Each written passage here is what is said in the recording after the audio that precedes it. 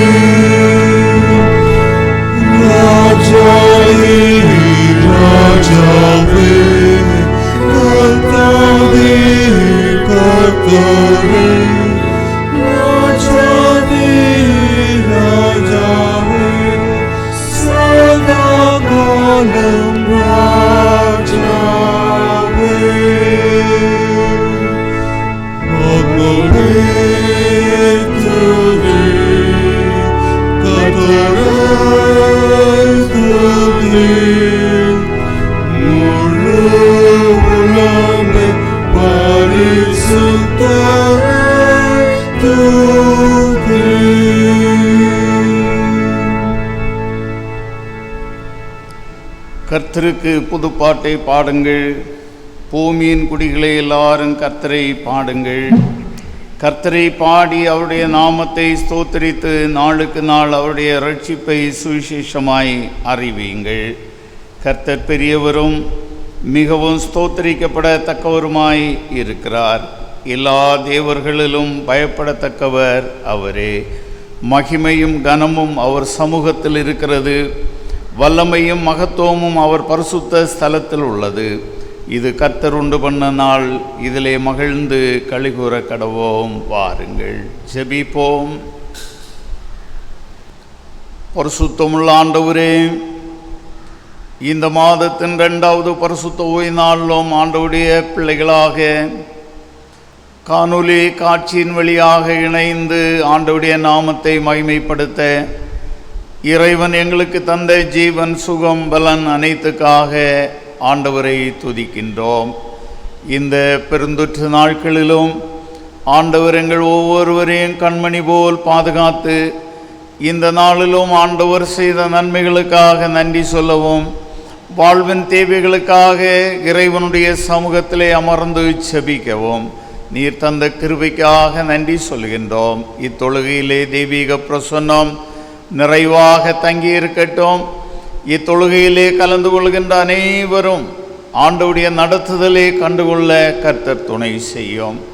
இந்த நாளுக்குரிய பாடல்கள், திருமறையின் வசனங்கள், தியானங்கள் இறைவனோடு நாங்கள் வைத்திருக்கிற உறவை பலப்படுத்திக் கொள்ள அனுகூலமாக அமையட்டும். இறைவன் தேச வழியாக வேண்டுகின்றோம் நல்ல தந்தையே, ஆமேன். ஆண்டவருடைய நாமம் மைமைக்காக ஞான பாடலிலே 12வது ஞான பாடலை பாடுவோம். ஆத்மமே உன் ஆண்டவரின் திருப்பாதம் பணிந்து மீட்பு, சுகம், ஜீவன், அருள் பெற்றதாலே துதித்து என்று.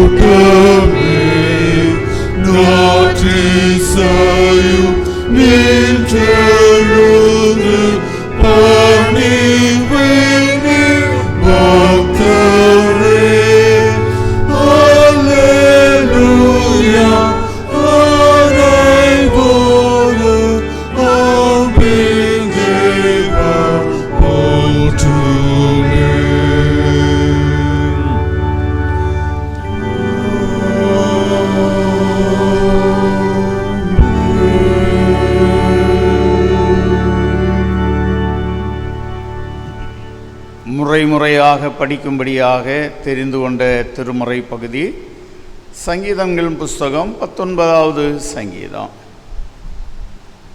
சங்கீதம் 19. வானங்கள் தேவனுடைய மகிமையை வெளிப்படுத்துகிறது, ஆகாய விரிவு அவருடைய கரங்களின் கிரியையை அறிவிக்கிறது. பகலுக்கு பகல் வார்த்தைகளை பொழிகிறது, இரவுக்கிரவு அறிவை தெரிவிக்கிறது. அவைகளுக்கு பேச்சுமில்லை, வார்த்தையும் இல்லை, அவைகளின் சத்தம் கேட்கப்படுவதும் இல்லை. ஆயிலும் அவைகளின் சத்தம் பூமி எங்கும், அவைகளின் வசனங்கள் பூச்சக்கரத்து கடைசி வரைக்கும் செல்லுகிறது. அவைகளில் சூரியனுக்கு ஒரு கூடாரத்தை ஸ்தாபித்தார். அது தன் மணவரையில் இருந்து புறப்படுகிற மணவாளனை போலிருந்து பராக்கிரமசாலியை போல் தன் பாதையில் ஓட மகிழ்ச்சியாயிருக்கிறது. அது வானங்களில் ஒரு முனையிலிருந்து புறப்பட்டு அவைகளின் மறுமுனை வரைக்கும் சுற்றி ஓடுகிறது. அதன் காந்திக்கு மறைவானது ஒன்றுமில்லை. கர்த்தருடைய வேதம் குறைவற்றதும் ஆத்மாவை உயிர்ப்பிக்கிறதுமாயிருக்கிறது. கர்த்தருடைய சாட்சி சத்தியமும் பேதையை ஞானியாக்கிறதுமாயிருக்கிறது. கர்த்தருடைய ஞானங்கள் செம்மையும் இருதயத்தை சந்தோஷிப்பிக்கிறதுமாயிருக்கிறது. கர்த்தருடைய கற்பனை தூய்மையும் கண்களை தெரிவிக்கிறதுமாயிருக்கிறது. கர்த்தருக்கு பயப்படுகிற பயம் சுத்தமும் என்றைக்கும் நிலைக்கிறதுமாயிருக்கிறது. கர்த்தருடைய நியாயங்கள் உண்மையும் அவைகள் அனைத்தும் நீதியுமாயிருக்கிறது. அவைகள் பொன்னிலும் மிகுந்த பசும் பொன்னிலும் விரும்பப்படத்தக்கதுமாய்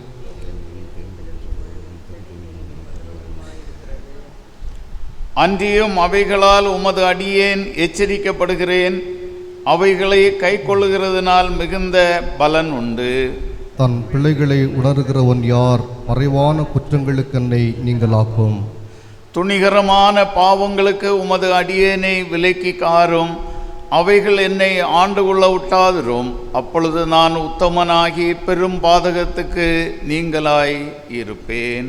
என் கண்மலையும் என் மீட்பருமாகிய கர்த்தாவே, என் வாயின் வார்த்தைகளும் என் இதயத்தின் தியானமும் உமது சமூகத்தில் திருதியாயிருப்பதாக.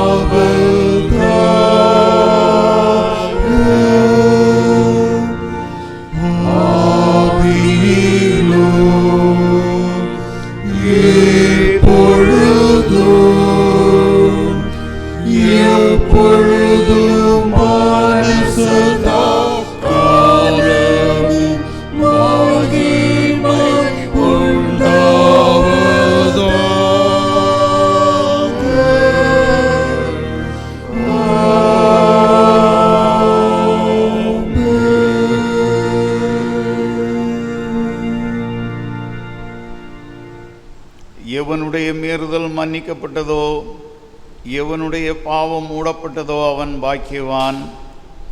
எவனுடைய அக்கிரமத்தை கர்த்தர் எண்ணாதிருக்கிறாரோ, எவனுடைய ஆவியில் கபடம் இல்லாதிருக்கிறதோ அவன் பாக்கியவான். அன்புக்குரியவர்களே, நம்முடைய அக்கிரமங்களை மறைக்காமல் நம்முடைய பாவத்தை ஆண்டவருடைய சமூகத்திலே அறிக்கை செய்வோமானால் நம்முடைய மீறுதல்களை ஆண்டவர் நம்மை விட்டு அகற்றி நம் பாவத்தின் தோஷத்தை மன்னிப்பதற்கு ஆயத்தமாக இருக்கிறார். ஆண்டவருடைய சமூகத்திலே நம்மை அர்ப்பணித்து நம்முடைய பாவங்களை ஆண்டவருடைய சமூகத்திலே அறிக்கை செய்வோம். ஆண்டவரே, உம்முடைய பிள்ளைகளாக நாங்கள் அழைக்கப்பட்டிருக்கிறோம். நீர் பரிசுத்தராக இருப்பது போல நாங்களும் பரிசுத்தமான வாழ்க்கை வாழ்வதற்கென்று எங்களை ஆண்டவர் அழைத்திருக்கின்றீர். அநேக வேளையிலே உமக்கு விரோதமாக நாங்கள் தவறுகளை செய்த வேளைகள் உண்டு. நீர் கற்றுத்தந்த ஜீவ வழியிலே எங்கள் வாழ்க்கை அமையாமல் தீய சிந்தனைகளோடு வாழ்ந்த நேரங்கள் உண்டு. எங்களுடைய நடக்கைகள், உள்ளத்தின் சிந்தனைகள், எங்களோடு வாழ்கின்ற சமுதாயத்தின் மக்களுக்கு எதிராக சிந்தித்த வேளைகள் உண்டு. இந்த வேளையிலே உம்முடைய சமூகத்திலே எங்கள் தவறுகளை அறிக்கை செய்கின்றோம். திருமறை வசனம் சொல்லுகின்றது, உங்கள் இருதயங்களை கிழித்து உங்கள் தேவனாகிய கர்த்தரிடத்தில் திரும்புங்கள், அவர் இரக்கமும் நீடிய சாந்தமும் மிகுந்த கிருபையும் உள்ளவர், மனஸ்தாபப்படுகிறவருமாக இருக்கிறார். ஒரு நிமிடம் ஆண்டவரே, இந்த பரிசுத்தமான ஓய்வு நாள் காலை பொழுதிலே என்னை உம்முடைய கரத்திலே நான் அர்ப்பணிக்கின்றேன். அப்பா, உம்மிடத்திலிருந்து பிரிக்கின்ற பாவ செயல்கள் என் வாழ்விலே இருந்தால் அவை அனைத்தையும் விட்டுவிட எனக்கு துணை செய்யும் என்று ஆண்டவருடைய சமூகத்திலே நம்மை அர்ப்பணிப்போம். தூய்மையான உள்ளத்தோடு ஆண்டவருடைய சமூகத்திலே நம்முடைய பாவங்களை அறிக்கை செய்தோமானால் சர்வ வல்லமையும் மிகுந்த இரக்கமுள்ள ஆண்டவர் நம் ஒவ்வொருடைய வாழ்விலும் பாவ மன்னிப்பையும் பாவ மன்னிப்பின் நிச்சயத்தையும் தந்து ஆண்டவருடைய பிள்ளைகளாக வாழ்வதற்கு பரிசுத்த ஆவியின் கிருபையும் தேற்றுதலையும் தந்து மனமகிழ்வோடு நடத்துவாராக. ஆமேன். ஆண்டவர் செய்த நன்மைகளுக்காக அவருக்கு நன்றி சொல்ல கடமைப்பட்டிருக்கிறோம். கடந்த ஒரு வார காலம் இந்த கொடிய நோய் தொற்றின் மத்தியிலும் நம்மை சுகபத்திரமாக காத்து இப்பரிசுத்த ஓய்வு நாளிலும் ஆண்டவரை தொழுவதற்காக வாய்ப்பு தந்திருக்கிறார். ஆண்டவருக்கு நன்றி சொல்லுவோமா?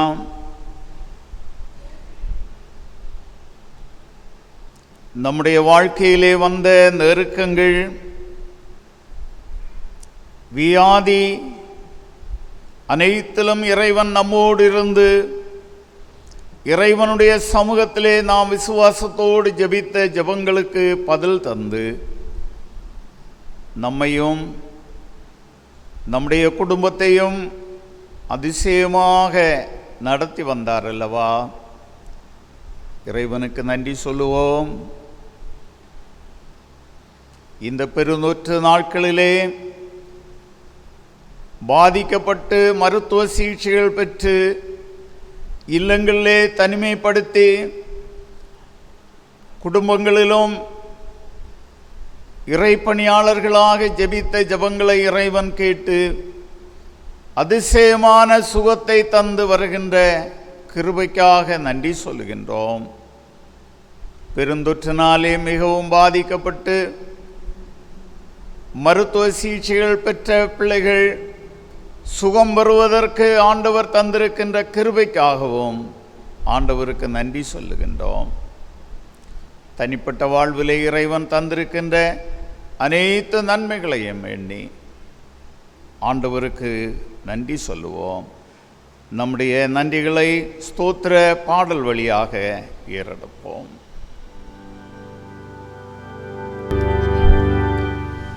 என்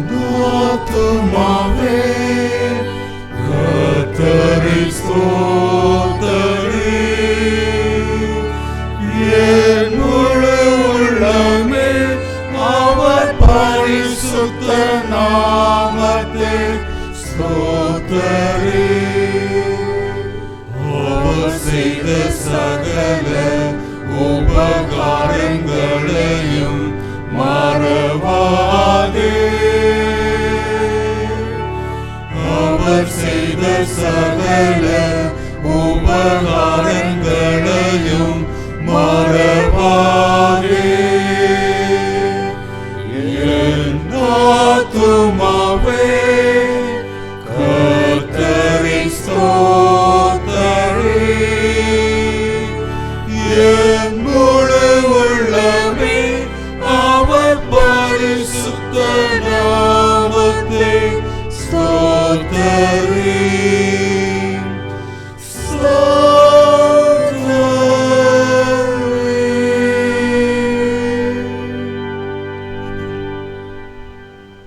கர்த்தர் கற்பித்த ஜெபத்தை இணைந்து ஏறெடுப்போம்.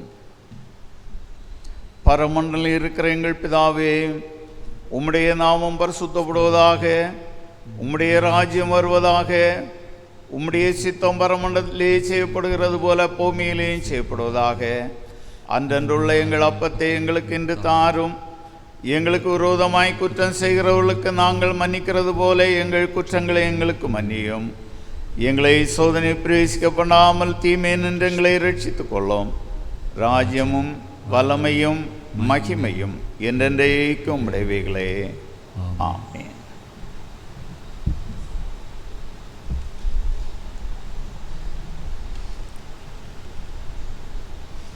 மறுபடியுமாக நாம் யாவரும் இணைந்து கீர்த்தனையிலே 307வது கீர்த்தனை பாடலை பாடுவோம். தேனினி மயிலும் இயேசுவின் நாமம் திவ்ய மதுரம்.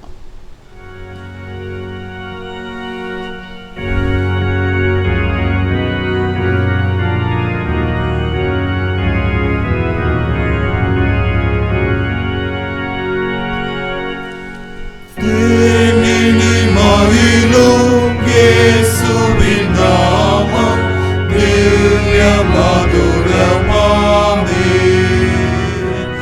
அதை தேடியே நாடி ஓடியே வருவாள் தினமும் நீ மனமே. தேனினி மயிலும் இயேசுவின் நாமம் திவ்ய மதுரமாமே.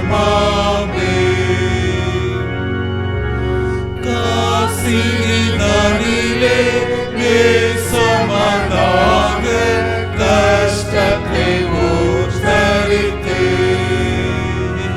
பாவ கசடதை அறுத்து சாபத்தை தொலைத்தான் கண்டுணர் நீ மனமே. தேனினி மயிலும் இயேசுவின் நாமம் திவ்ய மதுரமாமே. பாவியை மீட்க தாவியை உயிரை தாமே ஈந்தவரா. பின்னும் நேமியாம் கருணை நிலை வரமுண்டு நிதம் துதிய மனமே. தேனினி மயிலும் இயேசுவின் நாமம் திவ்ய மதுரமாமே. காலையில் பனி போல் மாயமாய் உலகமும் மாயமாய் நீங்கிவிடும். என்றும் கர்த்தரின் பாதம் நிச்சயம் நம்பு கருத்தாய் நீ மனமே. தேனினி மயிலும் இயேசுவின் நாமம் திவ்ய மதுரமாமே.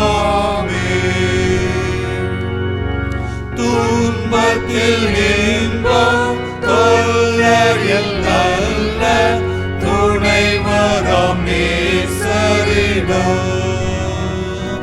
நீ அன்பதாய் சேர்ந்தால்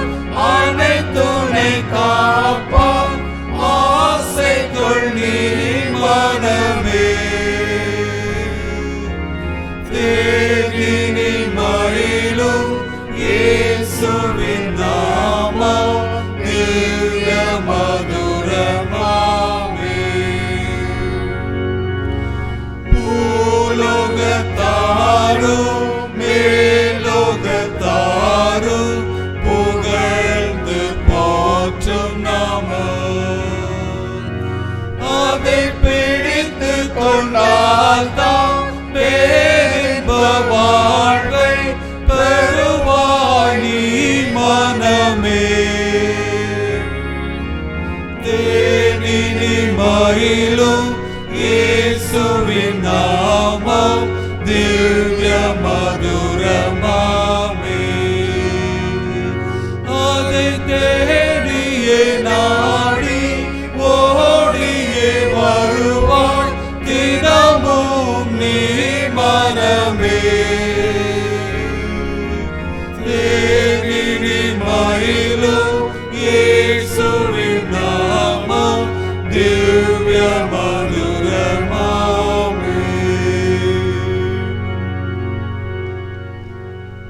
அமருங்கள். இந்த நாளுக்குரிய திருமறை பாகம் நமக்கு வாசிக்கும்.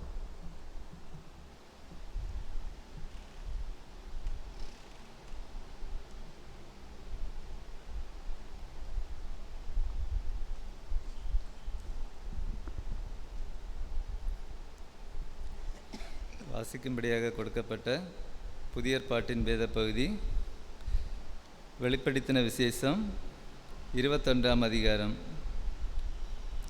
வெளிப்படுத்தல் 21ஆம் அதிகாரம் வசனங்கள் 1 முதல் 8 வரை. பின்பு நான் புதிய வானத்தையும் புதிய பூமியையும் கண்டேன். முந்தின வானமும் முந்தின பூமியும் ஒளிந்து போயின, சமுத்திரம் இல்லாமற் போயிற்று. யோவானாகிய நான் புதிய எருசலேமாகிய பரிசுத்த நகரத்தை தேவனிடத்தின்று பரலோகத்தை விட்டு இறங்கி வர கண்டேன்.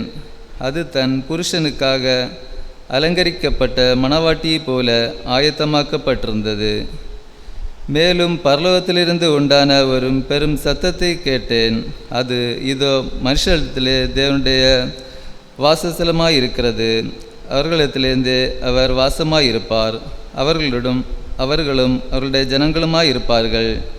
தேவன் தாமே அவர்களுடைய கூட இருந்து அவர்களுடைய தேவனாயிருப்பார். அவருடைய கண்ணீர் யாவையும் தேவன் துடைப்பார். இனி மரணமும் இல்லை, துக்கமும் இல்லை, அலறுதலும் இல்லை, வருத்தமும் இல்லை. முந்தினவைகள் ஒளிந்து போயின என்று விளம்பினது. சிங்காசனத்தின் மேல் வீற்றிருந்தவர், இதோ நான் சகலத்தையும் புதிதாக்குகிறேன் என்றார். பின்னும் அவர், இந்த வசனங்கள் சத்தியமும் உண்மையுமானவைகள், இவைகளை எழுது என்றார். அன்றியும் அவர் என்னை நோக்கி, ஆயிற்று, நான் அல்பாவும் ஒமேகாவும் ஆதியும் அந்தவுமாயிருக்கிறேன். தாகமாயிருக்கிறவனுக்கு நான் தண்ணீர் ஊற்றில் இலவசமாய் கொடுப்பேன். கொள்ளுகிறவன் எல்லாவற்றையும் சுதந்திரித்து கொள்ளுவான். அவன் தேவனாயிருப்பான், அவன் என் குமாரனாயிருப்பான். பயப்படுகிறவர்களும் அவிவிசுவாசிகளும் அருவருப்பானவர்களும் கொலைபாதகரும் விபச்சாரக்காரரும் சூனியக்காரரும் விக்கிரவாராணைக்காரரும் பொய்யர் அனைவரும் 2ஆம் மரணமாகிய அக்கினியும் கந்தகமும் எரிகிற கடலிலே பங்கடைவார்கள் என்றார் என்பதே வாசிக்கும்படியான வேத பகுதி வாசித்தாயிற்று. தேவனுக்கே மகிமை உண்டாவதாக. ஜெபிப்போம். பரிசுத்தமுள்ள ஆண்டவரே, ஆண்டவருடைய பிள்ளைகளாக இணைந்து ஆண்டவரை நோக்கி ஜெபிப்பதற்கு நீர் தந்த நல்ல வாய்ப்புக்காக ஒரு விசை கூட உமக்கு நன்றி சொல்லுகின்றோம். பெருந்தொற்றின் மத்தியிலும் வாழ்கின்றோமானால் இறைவனுடைய சுத்த கிருபை என்பதை நாங்கள் உணர்ந்து கொள்கின்றோம். காலைதோறும் புது கிருபையால் எங்களை ஆசீர்வதிக்கின்ற ஆண்டவர், இந்த நாளிலும் ஆண்டவருடைய கிருபையை, பாதுகாவலை, வழி நடத்துதலை தந்து இந்த ஜீவன் உள்ளோர் தேசத்திலே நன்மையை காணும்படியாக இறைவன் தந்திருக்கிற கிருபைக்காக உமக்கு நாங்கள் நன்றி சொல்லுகின்றோம். இத்தூய தொழுகையிலே ஆண்டவருடைய சமூகத்திலே இணைந்து ஜெபிக்கின்ற ஒவ்வொருவர் மேலும் ஆண்டவர் கிருபையாயிரும். உம்மை நோக்கி கூப்பிடுகிற யாவருக்கும் செவி கொடுக்கின்ற ஆண்டவராக, எங்களை காண்கின்ற ஆண்டவராக நீர் இருக்கிறபடியால் நன்றி சொல்லுகின்றோம். இந்த நாளிலும் பெருந்தொற்றின் மத்தியிலும் ஆண்டவரை நோக்கி ஜெபிக்கின்ற போது பெருக்கமான பலனை பெற்றுக்கொள்ள ஆண்டவர் துணை செய்யும்.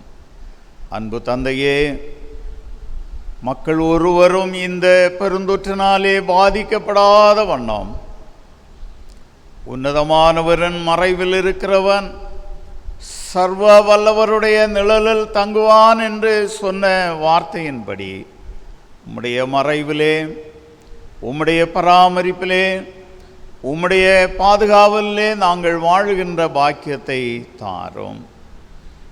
காலை பொழுதிலும் திருச்சபைக்காக மன்றாடுகின்றோம்.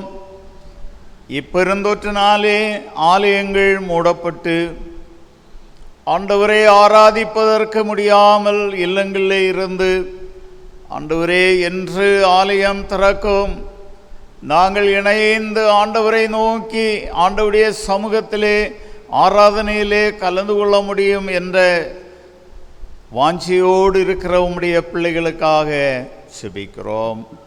சீக்கிரமாக இந்த நோய் தொற்று மாறி போக ஆண்டவராலே கூடும் அப்பா. ஜெபத்தை கேட்கின்ற ஆண்டவர், மாம்சமான யாவர் மேலும் என் ஆவியை ஊற்றுவேன் என்று சொன்ன ஆண்டவர், உம்முடைய பெரிதான கிருபையினாலே இந்த நோய் தொற்று மாறி ஆலயங்கள் திறக்கப்பட்டு சந்தோஷத்தோடு பரிசுத்த அலங்காரத்தோடு ஆண்டவரை தொழுது கொள்கின்ற நாட்களை சீக்கிரமாக தாரும் அப்பா.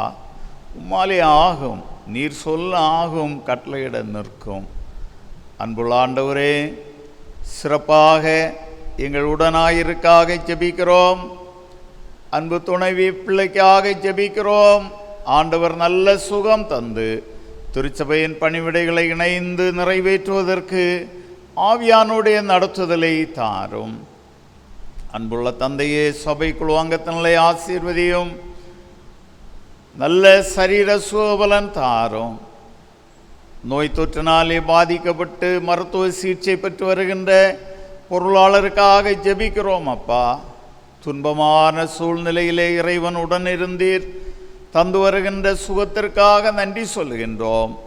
உன் விசுவாசம் வீண் போகாது என்று சொன்ன வண்ணம் ஆண்டவர் ஆச்சரியமான ஒரு சுகத்தை தாரும். சீக்கிரமாக இல்லத்திலே வந்து ஆண்டவரே, ஆண்டவருக்கு மகிமையாக ஆலயத்திலே வந்து கடமைகளை செய்வதற்குரிய பலனை, சுகத்தை தாரும். மருத்துவர்கள் வியக்கக்கூடிய அளவிலே பெரிய காரியங்களை ஆண்டவர் செய்யும். ஆலய பணியாளர்களுக்காக ஜெபிக்கிறோம். பெருந்தொற்றினாலே பாதிக்கப்பட்டு சுகம் பெற்றிருக்கின்ற உம்முடைய பிள்ளைகளுக்காக ஜெபிக்கிறோம். பரிபூர்ணமான உடல் நலத்தை இறைவன் தாரும். அன்பு தந்தையே, ஆலயத்திலே நடைபெறுகின்ற கிளை சங்கங்களின் ஊழியங்கள் நடைபெறாமல் இருக்கின்ற ஒரு சூழ்நிலை, ஜெப கூடுகைகள் நடைபெற முடியாத ஒரு சூழ்நிலை, இவை அனைத்தும் மாறி நாங்கள் ஆண்டவருடைய ஆலயத்திலே வந்து செய்ய வேண்டிய கடமைகளை செய்வதற்குரிய அனைத்து வாய்ப்புகளையும் தாரும். இந்த நாட்களிலும் இந்த காணொளி காட்சி வழியாக இத்தூய தொழுகையை நடத்துவதற்கு இறைவன் தந்திருக்கிற கிருபைக்காக ஆண்டவரை துதிக்கிறோம். ஆண்டவரே, எங்கும் இருக்கின்ற மக்கள் ஆண்டவரை ஆராதிப்பதற்கு வசதியாக அமைய துணை செய்யும். எங்கள் பள்ளிக்கூடத்திற்காக ஜெபிக்கிறோம். ஆண்டவரே, பிள்ளைகள் கல்வி சாலைக்கு வந்து கல்வி கற்க முடியாத ஒரு சூழ்நிலை, வருகிற திங்களிலிருந்து அட்மிஷனுக்காக அலுவலகம் திறக்கப்படலாம் என்று சொல்லுகின்ற செய்தியை கேட்டு மகிழ்ச்சி அடைகின்றோம். ஆண்டவரே, அநேக பிள்ளைகள் கல்வி சாலையிலே சேர்ந்து கல்வி கற்பதற்குரிய நாட்களை தாரும். சீக்கிரமாக நோய் தொற்று மாறுவதனாலே பிள்ளைகள் பள்ளிக்கூடத்திலே சென்று நன்றாக படித்து வருங்காலங்களிலே ஆசீர்வாதங்களை சுதந்திரித்து கொள்ள ஆண்டவர் துணை செய்யும். அருமையான பிரின்சிபல், அருமையான கரஸ்பாண்டன்ட் ஆசிரியர்கள், பிள்ளைகள், பணியாட்கள் அனைவரையும் உம்முடைய கரத்திலே தந்து செபிக்கிறோம். ஆண்டவரே, பலர் நோய் தொற்றினாலே பாதிக்கப்பட்டு சுகம் பெற்றிருக்கிறார்கள். தொடர்ந்து அனைவரையும் சுகத்தோடு காத்து கொள்ளும். வருகின்ற திங்களிலிருந்து அலுவலகத்துக்கு வருகின்ற போதும் ஆண்டவருடைய பாதுகாவல் கூட இருக்கட்டும். எங்கள் குடும்பங்களுக்காக ஜெபிக்கிறோம் அப்பா. அருமையான எங்கள் குடும்பங்களை ஆண்டவர் ஆசீர்வதியும் அப்பா. மனிதன் தனிமையாக இருப்பது நல்லதல்ல, ஏற்ற துணையை உருவாக்குவேன் என்று சொல்லி குடும்பம் என்னும் நியமத்தை தந்தீர். கணவன் மனைவி அன்போடு ஒருவருக்கொருவர் உதவி செய்து மனமகிழ்வோடு வாழுகின்ற நாட்களை குடும்பங்களிலே தாரும். பிரிவினைகள் முற்றிலும் மாறி போகட்டும். உம்முடைய பிரசன்னம், உம்முடைய நடத்துதல் குடும்பங்களிலே தங்கட்டும். பெற்றோர் அதிகமாக ஜெபிக்கின்ற அனுபவத்தை தாரும். ஆண்டவரே, தொழில்கள் செய்வோர், வியாபாரங்கள் செய்கின்றவர்கள், ஆண்டவரே, இன்னும் உயிரினங்களை வளர்ப்போர், கூலி வேலை செய்கின்றவர்கள், விவசாயம் செய்கின்ற மக்கள் அனைவருக்காக ஜெபிக்கிறோம். எங்கள் வாழ்வின் தேவைகளை எங்கள் உழைப்புகள் வழியாக ஆசீர்வதித்து தாரும். அரசு சார்ந்த வேலைகள், தனியார் துறையிலே பணி செய்கின்றவர்களுக்காக ஜெபிக்கிறோம். பணியாற்றுகின்ற இடத்திலே ஆண்டவருடைய பாதுகாவல் கூட இருக்கட்டும். பெருந்தொற்று காலங்களிலே பத்திரமாக பாதுகாத்து கொள்ளும். அன்புள்ள ஆண்டவரே, அந்தந்த மாதத்திற்குரிய ஊதியங்களை பெற்றுக்கொள்கின்ற வாய்ப்பினை தாரும். ஆண்டவரே, இந்த பெருந்தொற்று நாட்களிலே வேலைகளை இழந்து காணப்படுகின்ற அநேகர் இருக்கிறார்கள். வெளிநாடுகளிலிருந்து இல்லங்களுக்கு வந்து மறுபடியும் செல்ல முடியாமல் இருக்கின்றவர்கள் அநேகர் உண்டு. ஆண்டவர் தாமே சீக்கிரமாக அவர்களுக்கும் நல்ல வேலை வாய்ப்புகளை தாரும். எங்கள் குடும்பங்களிலே ஆண்டவர் தந்திருக்கிற சிறு குழந்தைகளுக்காக ஜெபிக்கிறோம். கரந்தொட்டு ஆசீர்வதியும். சிறுபிராயத்திலிருந்தே ஆண்டவருடைய அன்பிலும் கிருபையிலும் ஞானத்திலும் வளர்த்தி தாரும். ஆண்டவரே, கல்வி கற்று வருகின்ற பிள்ளைகளும் சீக்கிரமாக கல்வி சாலைகளுக்கு சென்று கல்வி கற்கின்ற நாட்களை தாரும். தேர்வுக்காக ஆயத்தப்படுகின்ற பிள்ளைகளுக்காக ஜெபிக்கிறோம். கல்லூரிகளிலே, பொறியியல் கல்லூரிகளிலே, மருத்துவ கல்லூரிகளிலே படிக்கின்ற பிள்ளைகளுக்காக ஜெபிக்கிறோம். ஆண்டவருடைய கிருபையும் நடத்துதலும் கூட இருக்கட்டும். அன்புள்ள ஆண்டவரே, இந்த நாட்களிலும் எங்கள் திருச்சபையின் பிள்ளைகளாக வெளிநாடுகளிலே, வெளியிடங்களிலே தங்கி கல்வி கற்கின்ற, வேலை பார்க்கின்ற பிள்ளைகளுக்காக ஜெபிக்கிறோம். உம்முடைய பராமரிப்பு கூட இருக்கட்டும். நல்ல சுக செய்திகளை கேட்டு ஆண்டவருக்கு நன்றி சொல்லவும், ஏற்ற காலங்கள் எங்கள் ஐக்கியத்திலே வந்து உமக்கு நன்றி சொல்லவும் உதவி செய்யும். நல்ல சுகம் தாரும். பணியாற்றுகின்ற இடத்திலும் பிரயாணங்களிலும் உடனிருந்து காத்து கொள்ளும். அன்பு தந்தையே, வியாதிப்பட்டிருப்போருக்காக ஜெபிக்கிறோம்.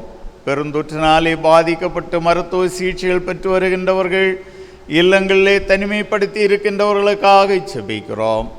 சுகர், பிரஷர், கொலஸ்ட்ரால், இருதய பலகீனங்கள், ஆண்டவரே, வாத நோயினாலே பாதிக்கப்பட்டிருக்கிறவர்கள், கொடிய கேன்சர் வியாதியினாலே பாதிக்கப்பட்டிருக்கிறவர்கள், லிவர் ஃபங்க்ஷன் சரியாக இல்லாமல் கஷ்டப்படுகின்றவர்கள், இருதய பலகீனங்களோடு இருக்கிறவர்கள் அனைவருக்காக ஆண்டவருடைய சமூகத்திலே ஜெபிக்கிறோம். வியாதிப்பட்டவர்களை இயேசப்பாவின் அண்டையிலே கொண்டு வந்து ஜெபிக்கிறோம். அதிசயமான சுகத்தை தாரும். வியாதிகள் நீங்கி சுகமாக வாழுகின்ற அனுபவத்தை ஆண்டவர் தாரும். வயது முதிர்ச்சியான நிலையிலே இருக்கின்ற உம்முடைய பிள்ளைகளுக்காக ஜெபிக்கிறோம். ஆண்டவரே, முதிர் வயதிலே என்னை தள்ளிவிடாதிரும் என்று சொன்ன பக்தனை போல ஆண்டவர் அன்பான பெற்றோரை கண்மணி போல் பாதுகாத்து கொள்ளும். நல்ல சுகந்தாரும். நடந்து கடமைகளை செய்து மகிழ்வோடு வாழுகின்ற அனுபவத்தை தாரும். பிள்ளையுடைய சந்தோஷத்தை பெற்றோர் கண்டு கலிகூற ஆண்டவர் துணை செய்யும். பிள்ளைகளும் தங்களுடைய பெற்றோரை அதிகமாக நேசிக்க செய்ய வேண்டிய கடமைகளை செய்ய கர்த்தர் துணை செய்யும்.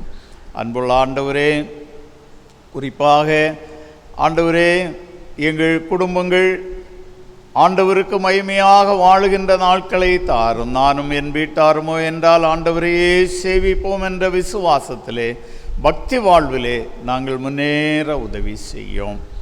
எங்கள் பேராயத்திற்காக அனைத்து போதகர்கள், திருப்பணியாளர்களுக்காக ஜெபிக்கிறோம். பேராய தலைவர்களுக்காக ஜெபிக்கிறோம். சென்ற நாட்களிலும் வியாதிப்பட்டு சுகம் பெற்றவர்கள், இந்த உலக வாழ்வை முடித்தவர்களுக்காக ஜெபிக்கிறோம். குடும்பங்களுக்கு ஆறுதலை, சமாதானத்தை தாரும்.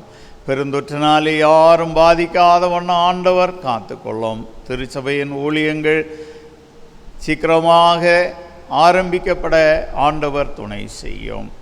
எங்கள் நாட்டை ஆளுகின்ற தலைவர்களுக்காக ஜெபிக்கிறோம். எங்கள் தமிழ்நாட்டின் முதலமைச்சர், அனைத்து எம்எல்ஏ எம்பிக்களுக்காக செபிக்கிறோம். ஆண்டவரே, இந்த பெருந்தொற்றை எப்படியாவது நிறுத்த வேண்டும் என்று எடுத்துக்கொள்கின்ற முயற்சிகளை வாய்க்க பண்ணோம். உதவியாக செயல்படுகின்ற மருத்துவர்கள், தாதிமார்கள், மருத்துவ பணியாளர்கள், துப்புரவு பணியாளர்கள், காவல்துறையை சார்ந்தவர்கள் அனைவரோடும் உம்முடைய பாதுகாவல் கூட இருக்கட்டும். ஆண்டவரே, நாங்கள் செய்கின்ற பயணங்களிலே இறைவனுடைய பாதுகாவல் கூட இருக்கட்டும். உன் வழிகளிலெல்லாம் என்னை நினைத்து கொள் என்று சொன்ன ஆண்டவர் பிரயாணங்களிலே உடனிருந்து காத்து கொள்ளும்.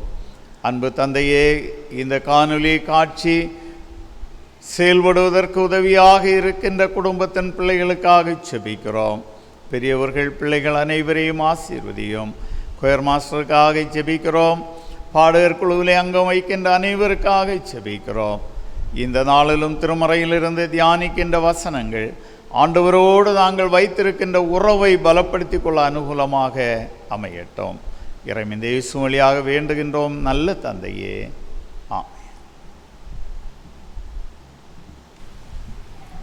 நாம் அனைவரும் இணைந்து பாடல் புத்தகத்திலே 99வது பாடலை பாடுவோம். இதோ மனுஷரின் மத்தியில் தேவாதி தேவனே வாசம் செய்கிறாரே. முதல் 2 சரணங்களை மாத்திரம் பாடுவோம்.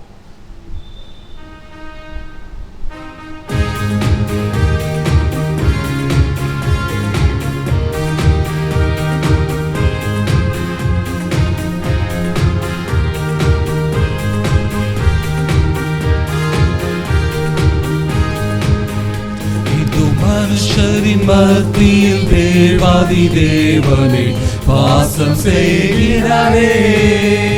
இதோ மனுஷரின் மத்தியில் தேவாதி தேவனே வாசம் செய்கிறாரே. தேவன் தாபரிக்கும் ஸ்தலமே, தம் ஜனத்தாரின் மத்தியிலா. தேவன் தாபரிக்கும் ஸ்தலமே, தம் ஜனத்தாரின் மத்தியிலா. தேவன் தாம் அவர்கள் தேவனாயிருந்து கண்ணீர் யாவையும் துடைக்கிறாரே. தேவன் தாம் அவர்கள் தேவனாயிருந்து கண்ணீர் யாவையும் துடைக்கிறாரே. இதோ மனுஷரின் மத்தியில் தேவாதி தேவனே வாசம் செய்கிறாரே. தேவாலயமும் அவரே, தூய ஒளி விளக்கும் அவரே. தேவாலயமும் அவரே, தூய ஒளி விளக்கும் அவரே. ஜீவனாலே தம் ஜனங்களின் தாகம் தீர்க்கும் சுத்த ஜீவநதியும் அவரே. ஜீவனாலே தம் ஜனங்களின் தாகம் தீர்க்கும் சுத்த ஜீவநதியும் அவரே. இதோ மனுஷரின் மத்தியில் தேவாதி தேவனே வாசம் செய்கிறாரே. இதோ மனுஷரின் மத்தியில் தேவாதி தேவனே வாசம் செய்கிறாரே.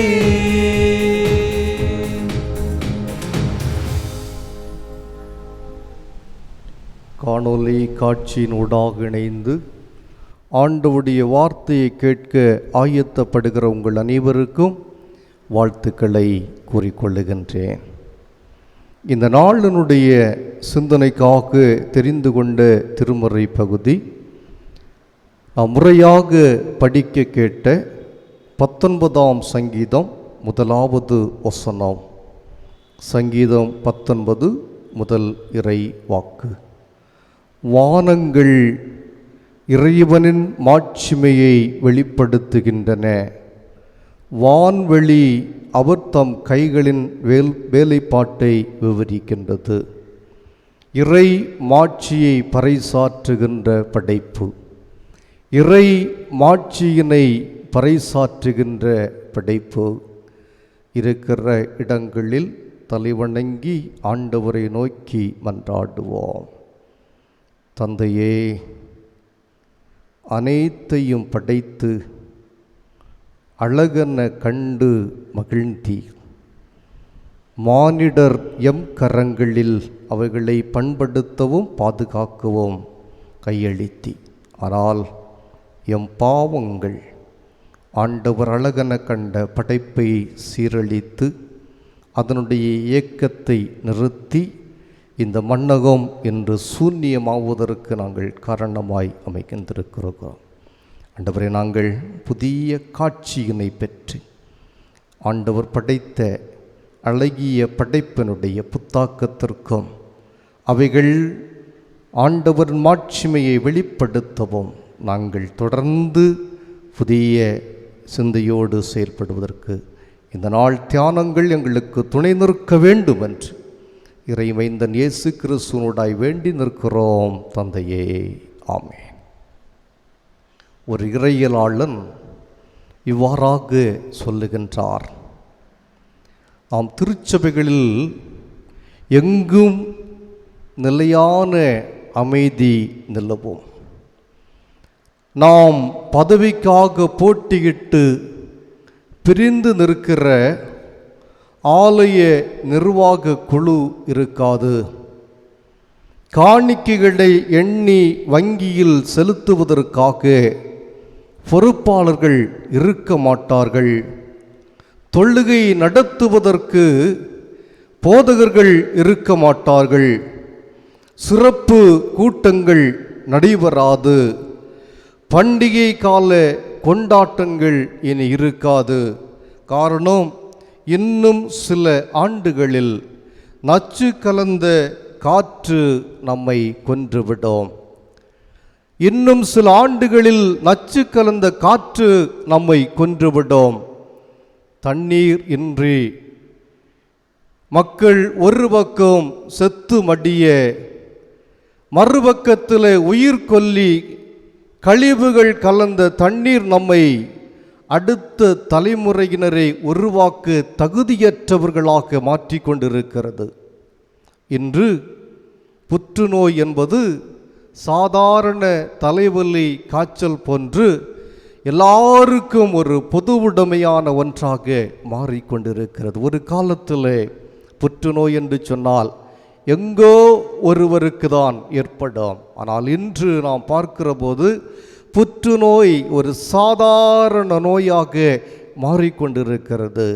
இந்தியாவிலே முதல் புற்றுநோய் மையம் நம்முடைய நெய்யூர் புற்றுநோய் மையம்.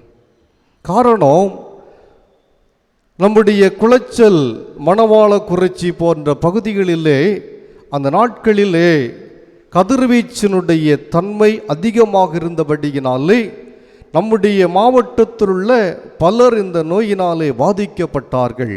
ஆகவே இந்தியாவினுடைய முதல் புற்றுநோய் மையம் நம்முடைய மாவட்டத்திலே நம்முடைய பேராயத்திற்கு சொந்தமான நெய்யூர் மருத்துவமனையிலே அமைந்திருக்கிற புற்றுநோய் மையம் உருவாக்கப்பட்டது.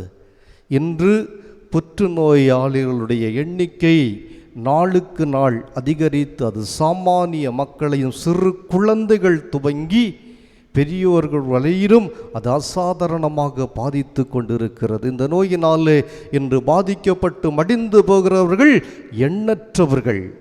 காரணம், நாம் வாழுகிற சூழல்கள் இன்று பெரும் மாற்றத்தை பெற்றிருக்கிறது.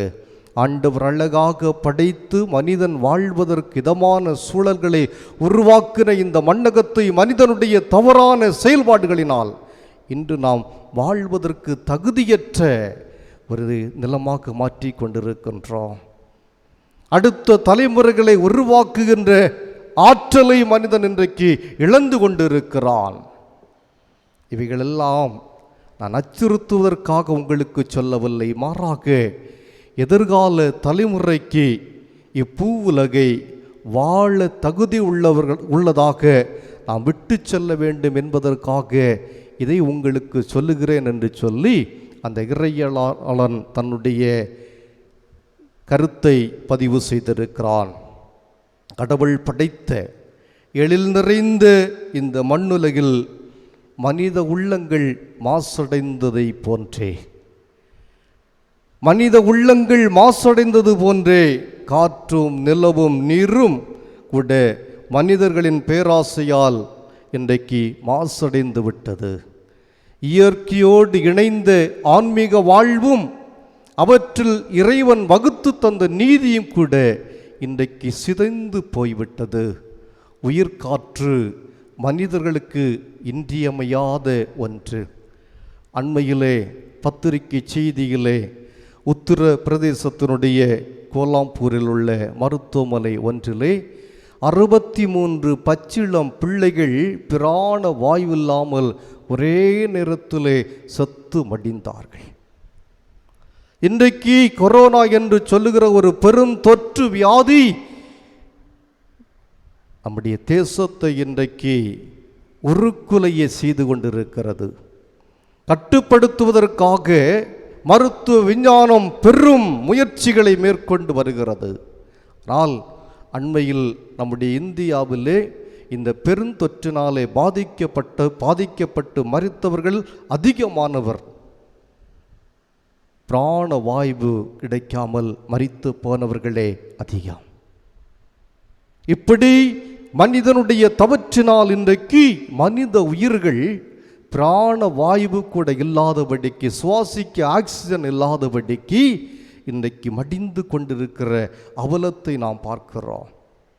இதற்கெல்லாம் நம்முடைய தவறான வாழ்க்கை. ஆண்டவர் அழகாக படைத்து நம்முடைய கரத்திலே தந்த இயற்கையை நாம் இன்றைக்கு அழித்து கொண்டிருப்பது இதற்கெல்லாம் முக்கிய காரணம். உலக பரப்பளவிலே 35% காடுகள் இருக்க வேண்டும். ஆனால் இன்றைக்கு 12% காடுகள் மட்டுமே இருக்கின்றது. நம்முடைய இந்திய பரப்பளவிலே 33% காடுகள் இருக்க வேண்டும். ஆனால் 21%க்கும் குறைவாகவே இன்று நம்முடைய இந்திய நாட்டுடைய காடுகளுடைய பகுதிகள் காணப்படுகிறது. இதற்கு காரணம் மனித பேராசை, தொழிற்சாலையினுடைய பெருக்கம், மாசு கட்டுப்பாடு. இப்படி இன்றைக்கு இயற்கை தன்னுடைய வளத்தை இழந்து கொண்டிருக்கின்றது. இது ஒரு சமூக பிரச்சனை.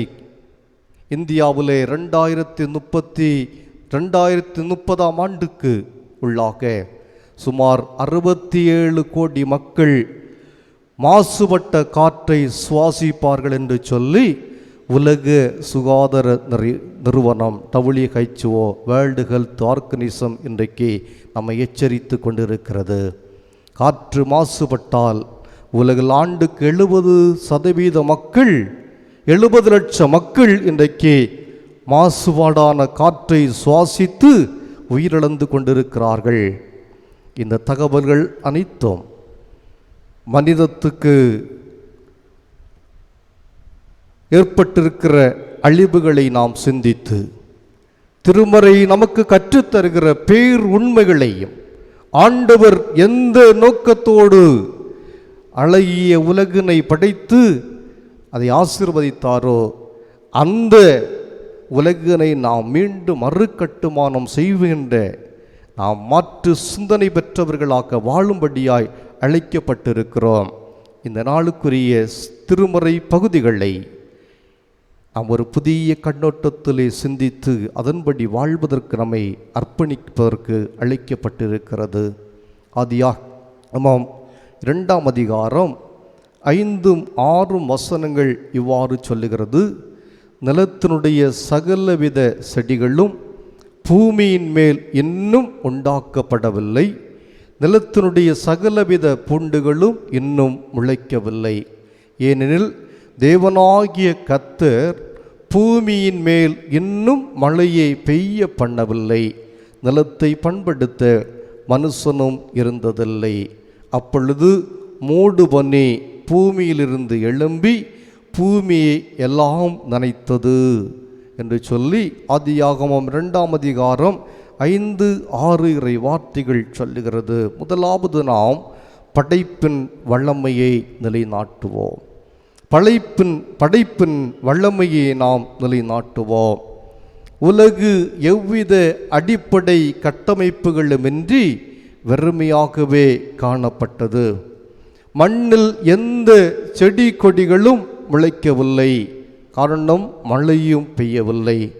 பண்படுத்துவதற்கு மனிதனும் இருக்கவில்லை. எனவே கடவுள் முதலிலே மனிதன் வாழ்வதற்குரிய இயற்கையை அதனுடைய வளங்களையும் படைத்து பின்பு தம் மூச்சு காற்றை மண்ணிலே ஆண்டவர் ஊதினார் என்று சொல்லி திருமறை சொல்லுகிறது. மனிதனை ஆண்டவர் படைத்ததன் நோக்கமே இந்த மண்ணுலகை பண்படுத்தவும், எந்த நோக்கத்தோடு கடவுள் இந்த மண்ணுலகை படைத்தாரோ அந்த நோக்கத்தை கடவுளுக்கு பின்பாக மனிதன் அதை பாதுகாக்க வேண்டும் என்று சொல்கிற உயர்ந்த நோக்கத்தோடு தான் கடவுள் இந்த மண்ணகத்தை படைத்து மண்ணகத்திலே மகுடமாக மனிதனை படைத்தார். மனிதனுக்கு கடவுள் மூச்சு காற்றை ஊதினார் என்று திருமறை சொல்லுகிற போது அது ஒரு பெரும் உண்மையை வெளிப்படுத்துகிறது. இது மரணத்திற்கு எதிரான ஒரு செயல்பாடு. கடவுள் மண்ணகத்திலே மனிதனுக்கு மூச்சு காற்றை ஊதினார் என்று சொன்னால் அது மரணமில்லாத பெரு வாழ்வை நமக்கு கடவுள் தந்திருக்கிறார். ஆனால் ஆண்டவர் தந்த அந்த பெரும் வாழ்வை மனிதன் தன்னுடைய பாவத்தினாலே, தன்னுடைய தீய செயல்களினால் அதை கெடுத்து போட்டான். இன்று மூச்சை நிறுத்துகின்ற மனித செயல்பாடுகள் மற்ற உயிரினங்களையும் உலகத்தில் அற்றுப்போக செய்கிறது. கடவுள் மூச்சு காற்றை நமக்கு தந்தார். ஆனால் மனிதனுடைய செயல்கள் இன்றைக்கு மூச்சு காற்றை நிறுத்துகின்ற செயல்பாடுகளாக அமைந்திருக்கிறது என்பதனை நாம் அனுதினமும் கண்கூடாக நாம் கண்டு கொண்டிருக்கிறோம். மரங்களிலிருந்து தான் மனிதன் சுவாசிப்பதற்குரிய காற்றை பெற்று கொள்ளுகின்றான். ஆனால் இன்று மரங்களை மனிதன் அழிப்பதினாலே இன்றைக்கு மனிதனுடைய மூச்சு காற்று அடங்கி போகக்கூடிய ஒரு சூழ்நிலையை நாம் பார்க்கிறோம். தேவையற்ற காரணங்களுக்காக காடுகள் அழிக்கப்படுவதும் நாம் எதிர்கால தலைமுறைக்கு நாம் செய்யும் மாபெரும் துரோகம். நாம் இன்றைக்கு நம்முடைய வளமையான வாழ்வுக்காக, ஆடம்பரங்களுக்காக இன்றைக்கு காடுகளை அழித்து கொண்டிருக்கிறோம்.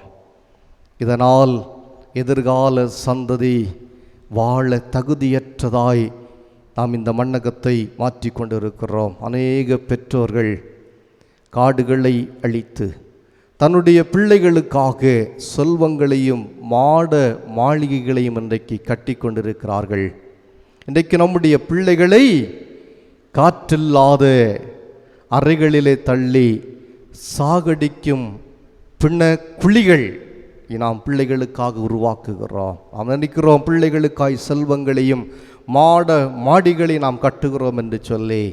ஆனால் நம்முடைய பிள்ளைகளுக்கு நாம் செய்வது, அவர்கள் சுவாசிப்பதற்கு காற்றில்லாத அறைகளுக்குள்ளே தள்ளி நாம் அவர்களுக்காக பிணக்குழிகளை ஏற்படுத்துகிறோம் என்பதை நாம் ஒருபோதும் மறந்துவிடக்கூடாது. உலக அளவிலே சுற்றுச்சூழல் மாநாடுகள், கருத்தரங்குகளும் 1978 முதல் மனிதனுடைய சிந்தனையிலே தோன்றி நாம் இயற்கையை பாதுகாக்க வேண்டும் என்று சொல்லுகிற உணர்வை அநேக இயற்கை பிரியர்கள் இணைந்து 1972 ஸ்வீடனிலே முதலாவது நாம் சுற்றுச்சூழல் பாதுகாக்க வேண்டும் என்பதற்காக மாநாட்டை கூட்டினார்கள். அது ஜூன் 5ஆம் நாள். 1972ஆம் ஆண்டு முதல் சுற்றுச்சூழல் மாநாடு ஜூன் 5ஆம் நாள் கூட்டப்பட்டது. அந்த நாளில்தான் இன்று உலக சுற்றுச்சூழல் தினமாக கொண்டாடுகின்றார்கள். ஜூன் 5ஆவது நாள் உலக சுற்றுச்சூழல் நாள். 1992 ரியோ டி ஜெனோராவிலும் 2002ஆம் ஆண்டில் ஜோகோபென்ஸ்பர்க்கிலும் இந்த சுற்றுச்சூழல் மாநாடு நடைபெற்றது.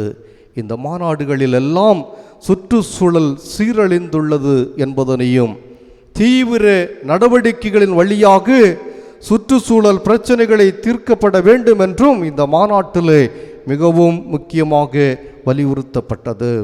இந்திய அரசு இதனுடைய முக்கியத்துவத்தை உணர்ந்து தேசிய வனக்கொள்கையை 1952ஆம் ஆண்டிலேயே இந்த வனக்கொள்கையை உருவாக்கினது. 1979 ஆண்டிலே புதுடெல்லியிலே சுற்றுச்சூழல் மாநாடு நடத்தப்பட்டது. இந்த மாநாட்டிலே மனித இனமே சுற்றுச்சூழலின் அனைத்து பிரச்சனைகளுக்கும் தீர்வு காணும் ஒரு அடிப்படை அங்கமாக கருதப்பட்டது. இந்த சுற்றுச்சூழல் பிரச்சனைக்கு தீர்வு காண்பது மனிதனுடைய கரத்திலே இருக்கிறது. மனிதன் நினைத்தால் மட்டுமே இந்த சுற்றுச்சூழலை பாதுகாக்க முடியும் என்று சொல்லி 1979 ஆண்டு டெல்லியிலே கூடின இந்த சுற்றுச்சூழல் மாநாட்டிலே தீர்மானம் நிறைவேற்றப்பட்டது. 1980 வன பாதுகாப்பு சட்டம் இயற்றப்பட்டு காடுகள் அழிவுறுவதை தடுக்க வகை செய்வதற்கு ஆவணை செய்யப்பட்டது. 1981 காற்று மாசுபாடு தடுப்பு சட்டமும் 1986 சுற்றுச்சூழல் பாதுகாப்பு சட்டமும் இயற்றி சுற்றுச்சூழல் பாதுகாப்பிற்கு நடவடிக்கைகள் மேற்கொள்ளப்பட்டது. ஆனாலும் சட்டங்களாகவே இருக்கின்றன. ஆனால் அதனால் எந்த பயனும் இன்றைக்கு விளையவில்லை. சட்டங்களாகவே இருக்கிறது. நம்முடைய இயற்கையை பாதுகாப்பதற்கு தகுந்த சட்டங்கள் இருந்தோம். அந்த சட்டங்கள் இன்றைக்கு கை கட்டி வைக்கப்பட்டிருக்கிறது. அது மூலையிலேயே முடங்கி போன ஒன்றாகவே காணப்படுகிறது. ஆகவே அருமையானவர்களே, இயற்கையை நாம் பாதுகாக்கின்ற உன்னதமான பணி நம்முடைய கரத்தில் இருக்கிறது. படைப்பின் வல்லமையை நாம் நிலைநாட்ட நம்மை அர்ப்பணிப்பதற்காக நாம் அழைக்கப்பட்டிருக்கின்றோம். இரண்டாவதாக ரோமர் 8:22 இவ்வாறு சொல்லுகிறது, ஆகையால் நமக்கு தெரிந்திருக்கிறபடி இதுவரைக்கும் சர்வ சிருஷ்டியும் ஏகமாய் தவித்து பிரசவ வேதனை படுகிறது. ஆகையால் நமக்கு தெரிந்திருக்கிறபடி இதுவரைக்கும் சர்வ சிருஷ்டியும் ஏகமாய் தவித்து பிரசவ வேதனை படுகிறது. படைப்பின் வலியை உணர்வோம். படைப்பின் வலியை உணர்வோம். எல்லா படைப்புகளும் அதன் காலத்திலே ஆண்டவர் அவைகளுக்கு பணித்த கடமைகளை நிறைவேற்றி கொண்டிருக்கிறது. ஆனால் சில காலங்களாக நாம் பார்ப்போம், அனைத்தும் இயற்கைக்கு மாறாக செயல்பட்டு கொண்டிருக்கிறது. பருவ காலங்களில் பொழிய வேண்டிய மழை அதனுடைய முன்னாகவோ பின்னாகவோ பொழிகிறது. இப்படி இன்று பருவநிலை மாற்றங்கள் ஏற்பட்டிருக்கிறது. சொல்லுகிறார்கள், இயற்கையிலே ஒரு பெரிய மாற்றம் ஏற்பட்டிருக்கிறது என்று சொல்லி. அண்மையிலே ஓசோனில் ஒரு பெரிய ஓட்டை விழுந்தது. அந்த ஓட்டை ஒருவராலும் சரிப்படுத்த முடியாது என்று சொல்லி விஞ்ஞானிகள் சொன்னார்கள். ஆனால் இந்த பொது முடக்கத்தினுடைய 2020 அரசு அறிவித்த பொது முடக்கத்தில் முடிவிலே அந்த பெரும் ஓட்டை தானாகவே அடைபட்டது என்று சொல்லி விஞ்ஞானிகள் சொன்னார்கள். இதிலிருந்து நாம் கற்றுக்கொள்ளுகிற உண்மை, மனிதனுடைய தவறான வாழ்வினாலே தன்னுடைய ஆசைக்கு அதிகமாய் மனிதன் பயன்படுத்துகிற வாகனங்கள், காடுகளை அழிப்பதினாலே, தன்னுடைய ஆடம்பரங்களுக்காக மனிதன் பயன்படுத்துகின்ற செயற்கை பொருட்களினாலே ஏற்படுகிற கரிய அமில வாயு நிமித்தமாக ஓசோனிலே விழுந்த ஓட்டை சில மாதங்கள் மனிதன் வெளியே நடமாடாதபடிக்கு பொது முடக்கத்தினாலே இல்லங்களிலே தங்கி இருந்தபோது அந்த பெரும் ஓட்டை தானாகவே அடைந்தது. கங்கையை ஒருவராலும் அதை சுத்தம் செய்ய முடியாது என்று சொன்னார்கள். ஆனால் சில மாதங்கள் மட்டும் அந்த கங்கைக்கு அருகிலே மனிதன் செல்லவில்லை. ஆனால் அதற்கு பிற்பாடு கங்கையினுடைய தண்ணீர் தெளித்தேன் தண்ணீரை போன்று அழகிய ஒரு தண்ணீராக கங்கை நதி காட்சியளித்தது. அதன் கரைகளும் மிகுந்த சுத்தமாக இருந்தது. இப்படி மனிதனுடைய தவறான செயல்களினாலும் பாவமான வாழ்வினாலும் இயற்கை இன்றைக்கு தன்னுடைய முழு அழகையும் அதனுடைய நீதியும் இழந்து இன்றைக்கு அது ஏகமாய் பேறுகால வேதனை அடைந்து கொண்டிருக்கிறது என்று சொல்லி திருமறை அழகாக நமக்கு கற்றுத் தந்திருக்கின்றது.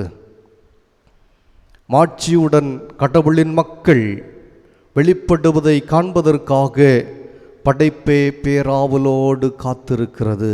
ஏனெனில் படைப்பு பயனற்ற நிலைக்கு இன்றைக்கு தள்ளப்பட்டிருக்கின்றது. தானே விரும்பியதால் படைப்புகள் இன்றைக்கு தன்னுடைய இயற்கையின் அழகை இழக்கவில்லை. மனிதர்களாகிய நம்முடைய தவற்றினால் இந்த மாபெரும் செயல்கள் நிகழ்ந்து கொண்டிருக்கிறது. உபாகமம் 30ஆம் அதிகாரம் 19-20 வசனங்கள் இவ்வாறு சொல்லுகிறது. உன்மேல் இன்று நான் பெண்ணையும் மண்ணையும் சான்றாக அழைத்து வாழ்வையும் சாவையும் ஆசையும் சாபத்தையும் உனக்கு முன்பாக வைத்திருக்கிறேன். நீயும் உன் வழித்தோன்றல்களும் வாழும் பொருட்டு வாழ்வை தெரிந்து கொள்ளுங்கள். நாம் கடவுள் அருளும் நீடிய வாழ்வை தெரிந்தெடுக்க தவறிவிட்டபடியினால் இப்படி பிரபஞ்சமும் உலகமும் இன்றைக்கு மிகப்பெரிய அழிவை சந்தித்து பேறுகால வேதனைப்படுகிறது. இப்படியே சென்றால் விரைவாக நம்முடைய வாழ்வுகள் முடிவுக்கு வந்துவிடும், அனைத்தும் அழிந்துவிடும். மாறாக ஆண்டவர் வைத்திருக்கின்ற வாழ்வை தேடுவோம். ஆண்டவர் வைத்திருக்கின்ற வாழ்வை நாம் தேடுவோம். ஆண்டவர் அழகாய் படைத்து அழகென கண்டு மகிழ்ந்த அந்த ஆரம்ப கால படைப்புகளை உருவாக்குவதற்கு நம்மை கையளிக்கும்படி நாம் அழைக்கப்பட்டிருக்கிறோம். அருமையானவர்களே, தருமபுரி மாவட்டத்திலே முன்னுசாமி என்று சொல்லி படிப்பறிவில்லாத ஒரு ஏழை மனிதன். அவருக்கு பிள்ளைகள் இல்லை. அவரும் மாரியம்மா என்று சொல்கிற மனைவியும் 40 ஆடுகளை வைத்து தங்களுடைய வாழ்வாதாரத்தை நடத்தி கொண்டிருந்தார்கள். படிப்பறிவில்லாத இந்த மனிதன் அனுதினமும் காலையிலே தன்னுடைய கிராமத்தில் இருக்கிற தேநீர் கடைக்கு சென்று அந்த கடையிலே அமர்ந்திருந்து தேநீர் அறிந்துவிட்டு அங்கு வருகிற இளைஞர்களிடத்திலே அந்த கடையில் இருக்கிற பத்திரிகையை கொடுத்து அதை படிக்கச் சொல்லி அதில் இருக்கிற செய்திகளை அறிந்து கொள்வார்கள். ஒரு நாள் இல்லத்திலே அவர்கள் இருக்கின்ற போது வானொலி காட்சியிலே வானொலியின் வழியாக இயற்கையை குறித்ததான ஒரு செய்தி பரப்பப்படுகிறது. அதை கேட்ட அந்த மாரியப்பனுக்கு உள்ளத்திலே நானும் இந்த இயற்கையை பாதுகாக்க வேண்டும், என்னால் முடிந்த ஒன்றை நான் இந்த நாட்டை தேசத்தை வளப்படுத்துவதற்கு எதிர்கால தலைமுறையினர் வாழ்வதற்கு தகுதியுள்ள ஒரு தேசமாக நம்முடைய கிராமத்தை மாற்றுவதற்கு நான் பாடுபட வேண்டும் என்று சொல்லி தீர்மானித்து அவர் தன்னுடைய வாழ்நாளிலே 4000 மரக்கன்றுகளை நட்டு 40 ஆடுகளிலிருந்து கிடைக்கின்ற அந்த உரத்தை கொண்டு அவைகளுக்கு உரமிட்டு தண்ணீர் பாய்ச்சி அவரும் அவருடைய மனைவியுமாக 4000 மரக்கன்றுகளை நட்டு வளர்த்தி அவர்களுடைய அழகை கண்டார்கள். அவர் கடைசியாக சொன்ன காரியம், நான் மரிக்கிற போது என்னுடைய உடலை நீங்கள் எரித்து விடக்கூடாது, இந்த மரங்களுக்கு நடுவில் என்னை புதைக்க வேண்டும் என்று சொல்லி அடுத்த தலைமுறைகளுக்கு அவர் ஒரு வேண்டுதலை விடுத்தார்கள். உங்களால் முடிந்தால் ஒவ்வொரு மரக்கன்றை ஆகிலும் நட்டு நம்முடைய தேசத்தை பாதுகாக்க வேண்டும் என்று சொல்கிற அறைக்கூவலை விட்டார்கள். அருமையானவர்களே, படைப்பு இன்றைக்கு பேறுகால வேதனைப்படுகிறது. ஆண்டவர் அழகாய் படைத்த இந்த உலகை நாம் அழித்தோம். எப்படி? இன்றைக்கு ஹைட்ரோ கார்பன் திட்டம், விளைநிலங்களின் வழியாக எரிவாயு குழாய்களை பதித்தோம், உயர் மின்னழுத்த கோபுரங்களை கொண்டு செல்லுகிறோம். ஒரு சில கார்ப்பரேட் கம்பெனியினுடைய வசதிகளுக்காக 1952 இந்திய அரசு வன பாதுகாப்பு சட்டத்தை கொண்டு வந்தது. ஆனால் இன்றைக்கு அந்த பாதுகாப்பு சட்டத்தை திருத்தி அமைத்து கார்ப்பரேட் முதலாளிகளுக்கு வசதியாக காடுகளை அழித்து தொழிற்சாலைகளை கட்டவும் 8 வழி சாலைகளை கொண்டு செல்லவும் அந்த பாதுகாப்பு சட்டத்திலே திருத்தங்களை கொண்டு வந்து பெரும் முதலாளிகளுக்கு வசதியாக மாற்றி கொடுத்திருக்கிறது. இதனால் பாதிக்கப்படுவது யார்? இன்றைக்கு இந்தியாவினுடைய இதயமாக அமைந்து கொண்டிருப்பது தஞ்சை மாவட்டம், இந்தியாவுடைய நெற்களஞ்சியம். தஞ்சை, நாகை, திருவாரூர், தர்மபுரி, சேலம் இப்படிப்பட்ட மாவட்டங்கள் நம்முடைய தமிழகத்திலே விவசாய மாவட்டங்கள். இவைகளிலே இன்றைக்கு ஹைட்ரோ கார்பனும் நீட்ரோ திட்டங்களும் கொண்டு வரப்பட்டு 2500 அடி ஆழத்திற்குள் இந்த குழாய்கள் அமைக்கப்படுகிறது. இந்த பூமி இதை தாங்க முடியாதபடிக்கு ஒரு நாள் வெடித்து சிதறும். இந்த திட்டங்கள் நடைமுறைப்படுத்தப்பட்டால் நம்முடைய தமிழகம் பாலைவனமாக மாறிவிடும். ஒருவர் கூட வாழ தகுதியற்ற தமிழராக இது மாறிவிடும். இதற்காகவே இன்றைக்கு ஆளுகிற மத்திய அரசு இந்த காரியங்களை செய்து கொண்டிருக்கிறது. நாமெல்லாம் கை கட்டி வேடிக்கை பார்க்கிறோம். பாதிக்கப்படுகிற ஒரு சிறு கூட்ட மக்கள் தங்களுடைய உரிமைகளுக்காக, தங்களுடைய உடைமைகளை பாதுகாக்க, எதிர்கால தலைமுறைக்கு தாங்கள் பாதுகாத்து வைத்திருக்கிற விளைநிலங்களை விட்டு செல்வதற்காய் போராடி கொண்டிருக்கிறார்கள். அவருடைய போராட்டத்தை கண்டும் கேட்டும் நாம் கண்களை மூடி செவிப்பறைகளை நாம் அடைத்து வைத்து கொண்டு அது அவர்களுக்குரியது நமக்கென்ன என்று சொல்லி நாம் இன்றைக்கு வேடிக்கை பார்க்கிறோம். இப்படி வேடிக்கை பார்த்தது நிமித்தமாய் நமக்கு அருகாமையில் இருக்கிற கூடங்குளத்திலே 6000 மின்வாட்டை உருவாக்கக்கூடிய 6 அணு உலைகளை அரசு அமைத்து கொண்டிருக்கிறது. 2 செயல்பாட்டில் இருக்கிறது. இன்னும் மீதி 4ஐயும் அதை கட்டி கொண்டிருக்கிறார்கள். அந்த அணு உலையிலே ஒரு சிறு கசிவு ஏற்பட்டால் நம்முடைய மாவட்டத்திலே ஒருவரும் நாம் உயிரோடு இருக்க மாட்டோம். நம்முடைய மாவட்டம் கருகி சாம்பலாய் போகும். தமிழகத்தினுடைய தென் பகுதி முழுமையிலும் அழிந்து சாம்பலாய் மாறும்.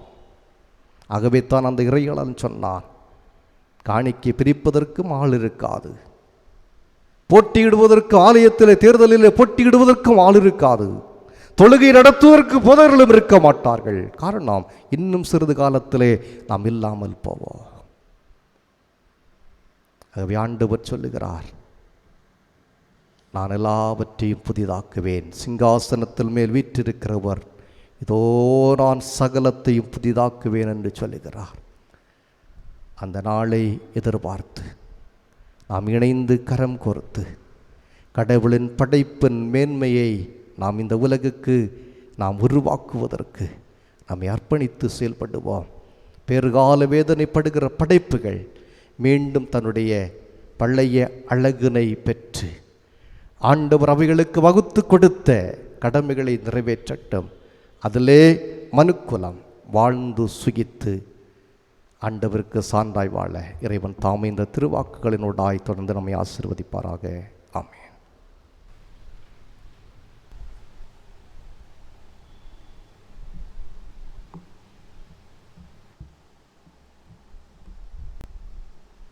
நம்முடைய விசுவாசத்தை அப்போஸ்தலர் விசுவாச பிரமாணத்தின் மூலம் ஏறெடுப்போம். வானத்தையும் பூமியும் படைத்த சர்வ வல்லமுள்ள பிதாவாகிய தேவனை விசுவாசிக்கிறேன்.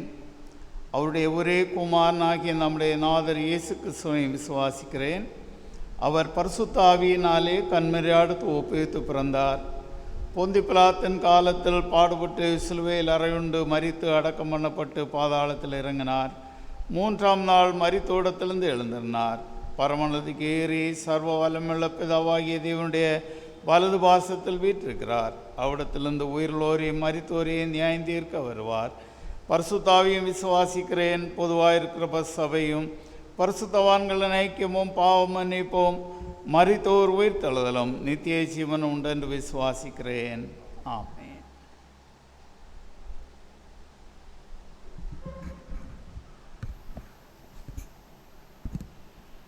இந்த வாரத்திலே தங்களுடைய புதிய பிறந்த நாட்களை நினைவு கூறுகின்றவர்கள் திருவாளர் தயா சந்திரன் கடுக்காவிளை, திருவாளர் ஜான் விக்டர் பிள்ளவிளை, சுபின் தந்தை திருவாளர் செல்வதாஸ் சேரியாவட்டம், திருவாளர் ரமேஷ்குமார் அழகன்பாறை, திருமதி சாந்த சீலா கணவர் திருவாளர் சிங்ராஜ் கடுக்காவிளை, ஜேஎஸ் லின்னா தந்தை திருவாளர் ஜபா செட்டிவிளை ஆகியோர் 14ஆம் தேதியும், திருவாளர் கிறிஸ்டின் குமாரதாஸ் கடுக்காவிளை, திருமதி கிரிஜா தயாவதி கணவர் திருவாளர் லீவன் சிசில் ஆடினார் விளை, இவாஞ்சலிஸ்ட் தி தேவ் சிங் சேரியாவட்டம், திருமதி கமலம் கணவர் திருவாளர் ராஜையன் பிள்ளவிளை, திருவாளர் ஜி ஞானராஜ் லட்சுமிபுரம், திருமதி கோமதி கணவர் திருவாளர் ஆசிர் சேம் வேம்படி விளை, செல்வி ஜே ஜெபிசா தந்தை திருவாளர் ஜான் ரோஸ் செட்டியார் மடம், ஜே பெலிக்ஸ் ஜோ தந்தை திருவாளர் ஜோன்ஸ் ரூபன் துத்துக்குழி விளை, திருமதி ஜாஸ்லின் ஜெனிதா கணவர் திருவாளர் மார்சல் ஜோஸ் வேம்படி விளை, திருவாளர் ஜெயசேகர் கடுக்கா விளை, திருமதி பொன்சி ஆர்கே சத்யபாமா கணவர் திருவாளர் டேவிட் சிங் வேம்படி விளை, திருமதி சோபா கணவர் திருவாளர் ரூபன் தாவூர், செல்வி ஜே ஜெபி ஈவிலின் தந்தை திருவாளர் டி ஜான் கடுக்கா விளை, திருமதி வி ஹரோலின் வினிசா கணவர் திருவாளர் சிவராஜன் பிள்ளவிளை, திருமதி விஜய மல்லிகா கணவர் திருவாளர் திலகர் கோணம்காடு ஆகியோர் 15ஆம் தேதியும், திருவாளர் ஒய் அருள் பிரகாஷ் நாகர்கோவில், ஜான் ஜோலின் தந்தை திருவாளர் மனோகரதாஸ் லட்சுமிபுரம், திருவாளர் அருள்தாஸ் கடுக்காவிளை, திருமதி ஷீபா பிரபா கணவர் திருவாளர் ஸ்பென்ஸ்மித் மேற்கு கல்லுக்கூட்டம், திருமதி வினோஜா கணவர் திருவாளர் ஜெரோன் வேப்பன் விளை, சி ஜோனத்தான் ரூவல் தந்தை திருவாளர் ஜேசன் காலேப் சாம்வேல் செட்டிவிளை, ஜே ஜோர்டன் கிறிஸ் தந்தை திருவாளர் ஜெங்கின்ஸ் துத்துக்குழி விளை ஆகியோர் 16ஆம் தேதியும், திருமதி ஜாஸ்பின் சீபா கணவர் திருவாளர் மோசஸ் சந்திரா செட்டிவிளை, திருவாளர் சி ராஜன் வாழப்பருத்தி விளை, திருமதி சாந்தகுமாரி கணவர் திருவாளர் மனோஜேசிங் செட்டிவிளை, இவானா பிரதீப் தந்தை திருவாளர் பிரதீப் கடுக்கா விளை, திருவாளரார் ஜபர் டென்னிஸ் ராஜ் குறுப்பு விளை ஆகியோர் 17ஆம் தேதியும், செல்வி ஜபஸ் சாலினி தந்தை திருவாளர் ஜஸ்டின் சாம் மேற்கு கல்லுக்கூட்டம், திருவாளர் என் செல்வராஜ் தேம்பர விளை, திருமதி ரோஸ்லட் கணவர் திருவாளர் செல்லப்பன் காட்டு விளை, திருவாளர் கிறிஸ்டோபர் காரவிளை, ஜியானா கிங் தந்தை திருவாளர் ஜிஆர் ஞான கிங் செட்டிவிளை ஆகியோர் 18ஆம் தேதியும், திருமதி சுசீலா கணவர் திருவாளர் ஒய் ஸ்டீபன் கிழக்கு கல்லுக்கூட்டம், திருமதி சுந்தர ரத்துனபாய் கணவர் திருவாளர் சீமோன் சேரியாவட்டம், திருவாளர் பி அருள்தாஸ் பிள்ளவிளை, ஜெருசா தந்தை திருவாளர் ஜே ஜெப ஜெரோன் குறுப்பு விளை ஆகியோர் 19ஆம் தேதியும், திருவாளர் ஞானபால்ராஜ் கிழக்கு கல்லுக்கூட்டம், திருவாளர் சந்தோஷ் பிரேம்ஜித் மதுரம் மூங்கில் விளை, திருமதி சாரதா கணவர் திருவாளர் ராபி பிள்ளவிளை, திருவாளர் ராஜசேகர் குறுப்பு விளை, திருமதி கிறிஸ்டல் பேபி கணவர் திருவாளர் ராஜமணி தேம்பர விளை, திருவாளர் ஜெகன் ரோஸ் ஜெட்டி விளை, திருவாளர் ஒய் சிங்ராஜ் கடுக்கா விளை, திருமதி அஜிதாபாய் கணவர் திருவாளர் சோபிதர்ராஜ் நாகர்கோவில், திருமதி ஜமீலா தங்கமலர் கணவர் திருவாளர் அருள்தாஸ் பிள்ளவிளை, திருவாளர் செல்வகுமார் காரவிளை ஆகியோர் 20ஆம் தேதியும் தங்களுடைய புதிய பிறந்த நாளை நினைவு கூறுகின்றார்கள். இந்த வாரத்திலே பிறந்த நாளை நினைவு கூர்ந்து புதிய வயதில் பிரவேசிக்கின்ற அனைவருக்கும் திருச்சபையின் சார்பிலே பிறந்த நாள் வாழ்த்துக்களை கூறிக்கொள்கிறோம். பிரவேசிக்கிற புதிய வயதை ஆண்டவர் அனைத்து ஆசிகளாலும் அலங்கரித்து உங்களை அவருடைய செட்டையின் மறைவிலே கண்மணி போல காப்பாராக. ஆமென்.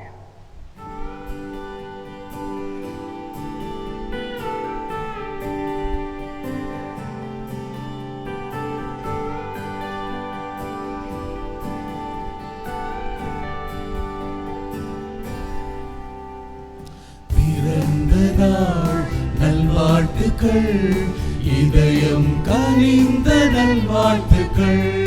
பிறந்த நாள் நல்வாழ்த்துக்கள், இதயம் கனிந்த நல்வாழ்த்துக்கள். Happy birthday to you, happy birthday to you, happy birthday to you, happy birthday to you, happy birthday, heartful birthday, blessed birthday to you. Happy birthday, heartful birthday, blessed birthday to you.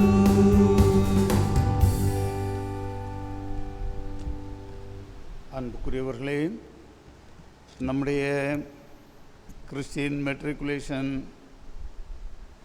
பள்ளியினுடைய admission நாளை தினத்திலிருந்து ஆரம்பமாகும். அலுவலகம் திறக்கப்பட்டிருக்கும். உங்கள் பிள்ளைகளுக்கான அட்மிஷன்களை நீங்கள் போடும்படி உங்களை அன்பாக கேட்டுக்கொள்கின்றோம். அதே வண்ணம் 12க்கான ஆன்லைன் வகுப்புகளும் நடைபெறும் என்பதை தெரிவித்துக் கொள்கின்றோம். இந்த வாரத்திலே நன்றி காணிக்கையாக காணிக்கைகளை படைத்தவர்கள் எம்எஸ் மெர்ஷித், எம்எஸ் ரித்திகா கடுக்காவிளை பிள்ளைகள் பேரிலே தந்தை மெர்லின் அவர்கள் 2000 ரூபாய் நன்றி காணிக்கையாக படைத்திருக்கிறார்கள். நாகர்கோயிலை சார்ந்த திருமதி கௌரிபாய் ஆஸ்டன் 1000 ரூபாய், திரு வினோதாஸ் 1000 ரூபாய், பேர் சொல்ல விரும்பாத கிழக்கு கல்லுக்கூட்டத்தை சார்ந்தவர்கள் 500 ரூபாய். நினைவு காணிக்கையாக நெடுவிலையை சார்ந்த செல்வராஜ் அவர்கள் நினைவாக 1000 ரூபாய். இன்ஜினியர் ரிஜோ சாமுவேல் அவர்களுடைய நினைவாக 10,000 ரூபாய். காணிக்கைகளை படைத்த அனைவரையும் மனதார வாழ்த்துகின்றேன்.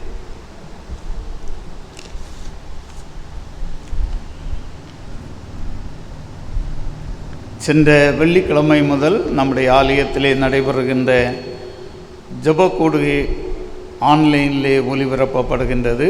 நீங்கள் பார்த்து ஜெபக்கூடுகையிலே கலந்து பயன்பெற உங்களை அன்பாக கேட்டுக்கொள்கின்றேன்.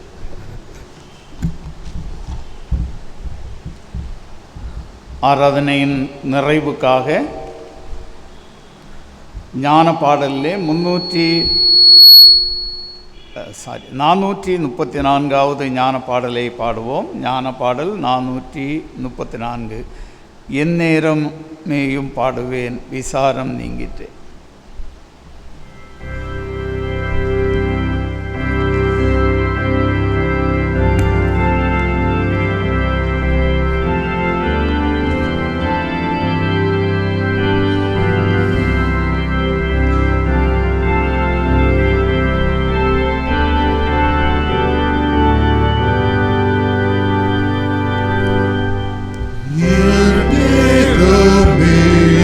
பாடுவேன்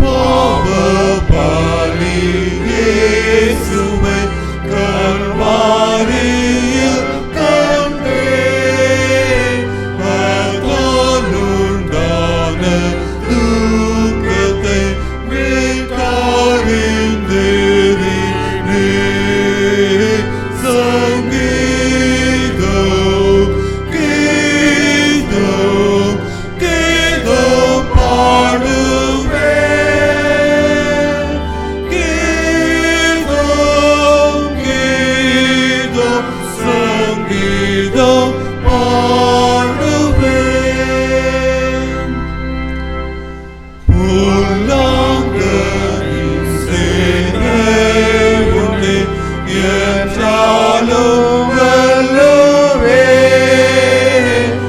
என் வல்ல கர்த்தர் இயேசுவே நான் நித்தம் பாடுவேன் சங்கீதம் கீதம் கீதம் பாடுவேன் கீதம் கீதம் சங்கீதம் பாடுவேன் பேரன்பின் சுவிசேஷத்தை எல்லாரும் கூறுவேன் இப்போமே எங்கும் வேதத்தை பிரஸ்தாபம் செய்குவேன் சங்கீதம் கீதம் கீதம் பாடுவேன் கீதம் கீதம் சங்கீதம் பாடுவேன்.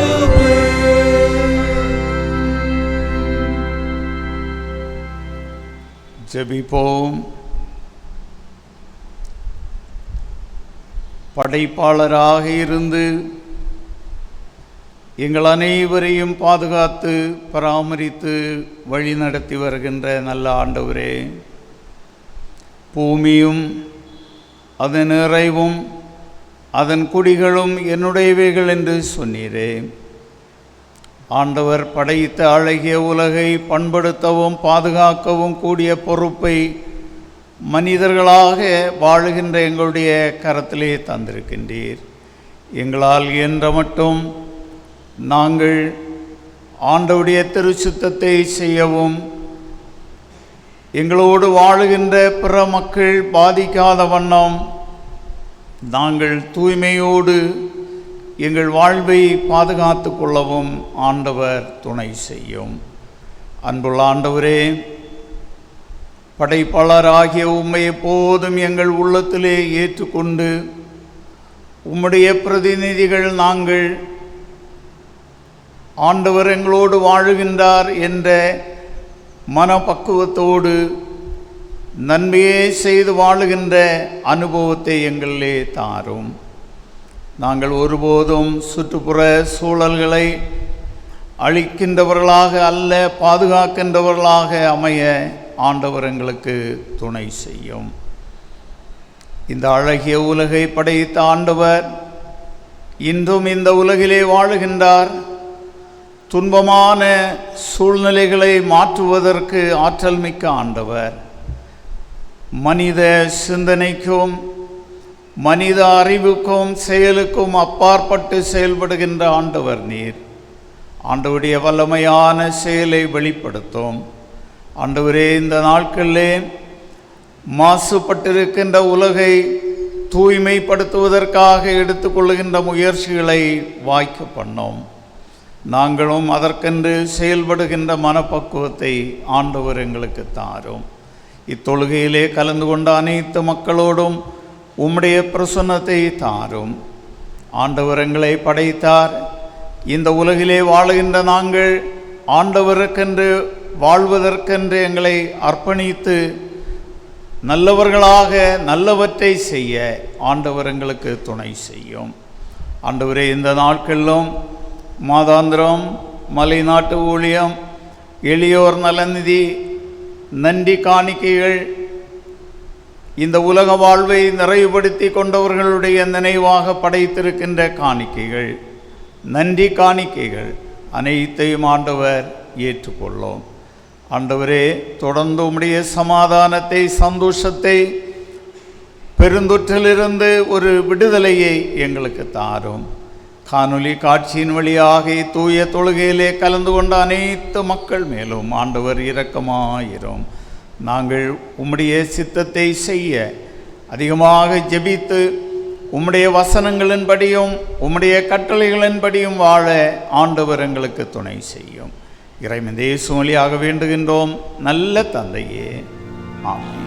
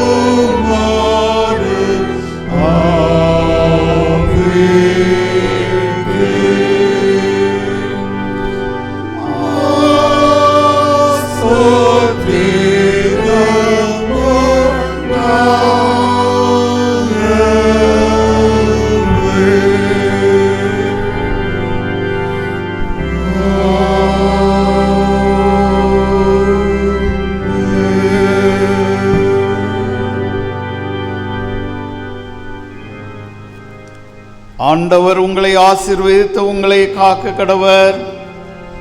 ஆண்டவர் தமது முகத்தை உங்கள் மேல் பிரகாசிக்க பண்ணி உங்கள் மேல் கிருபையாய் இருக்க கடவர். நமது ஆண்டவராகிய இயேசு கிறிஸ்துவின் கிருபை, கடவுளுடைய அன்பு, பரிசுத்த ஆவியானுடைய ஐக்கியம் நம் அனைவரோடு இன்றும் என்றும் சதா காலங்களிலும் தங்கியிருப்பதாக.